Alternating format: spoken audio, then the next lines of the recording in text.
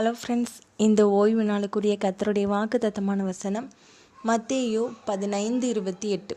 நீ விரும்புகிறபடி உனக்கு ஆக கடவது. ஃப்ரெண்ட்ஸ், இன்றைக்கு கர்த்தர் நமக்கு அருமையான ஒரு வசனத்தை கொடுத்துருக்கிறாரு. நம்மளுடைய விருப்பங்கள் அநேகம் ஆயிரமாக இருக்கலாம். நிறைய பேருக்கு தான் இப்படி தான் வாழணும், இந்த மாதிரி இருக்கணும் அப்படின்னு சொல்லி நிறையா ஆசைகளை வச்சுருப்பாங்க. ஆனால் தன்னுடைய விருப்பத்திற்கு ஏற்ப அந்த வாழ்க்கை ஒன்றும் அமைகிறது கிடையாது. அப்படி இருக்கும்போது கர்த்தர்கிட்ட நம்ம கேட்குற ஒரு வார்த்தை என்ன தெரியுமா? கடவுளே, நான் உங்ககிட்ட எத்தனையோ நாட்கள் ஜெபம் பண்ணியிருந்தேன், ஆனால் என்னுடைய விருப்பத்தின்படி நீங்கள் எனக்கு நல்ல விதமாக என்னுடைய வாழ்க்கையை நீங்கள் அமைச்சு கொடுக்கலையேன்னு சொல்லி வேதனையோடு கேட்போம். அதுக்கு கர்த்தர் என்ன நமக்கு பதில் சொல்லுவார்? என்னுடைய விருப்பத்தின்படி உனக்கு நான் கொடுத்துருக்குறேன், ஆனாலும் உன்னுடைய விருப்பத்திற்கு ஏற்ப நல்ல விதமாக மாற்றுறதுக்கும் முடியும்னு சொல்லி அவர் சொல்லுவார். ஃபஸ்ட்டு அவருடைய விருப்பத்தை நம்மள்கிட்ட நிறைவேற்றுறாரு. நாம் அதுக்கு மரியாள் மாதிரி உம்முடைய சித்தத்தின்படி எனக்கு ஆக கடவுதுன்னு சொன்னால் நம்மளுடைய ஆசீர்வாதம் 2 மடங்காக வரும். இதே மாதிரி ஆபிரகாம் ஈசாக்கை கொண்டு போய் பலி செலுத்தினார். இது யாருடைய விருப்பம்?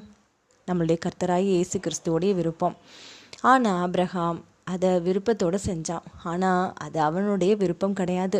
இந்த பையனோட சந்தோஷமாக தனக்கு கடவுள் கொடுத்துருக்கிற இந்த பையனோட நிம்மதியாக வாழணுங்கிற ஆசை தான் ஆபிரகாமுக்கு.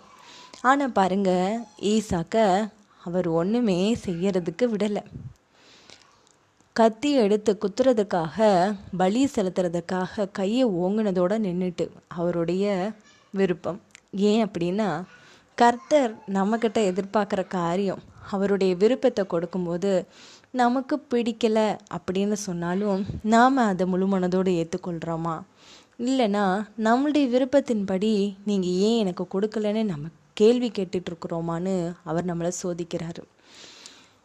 ஆனாலும் நம்மளுடைய விருப்பத்திற்கு இணங்க கர்த்தர் திரும்ப நமக்கு கிரியை செய்வார். அந்த வாழ்க்கையை நம்மளுக்கு விருப்பத்தின்படியே அமைச்சு கொடுத்துருவார் கடைசியில்.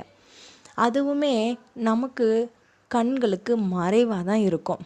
முதலாவது ஏன் அவருடைய விருப்பத்தை நம்மளிடத்தில் நிறைவேற்றுறாரு? நம்மளுடைய இருதய பக்குவம் எப்படி இருக்குது? அவர் மேலே இருக்கிற அன்பு எப்படிப்பட்டது?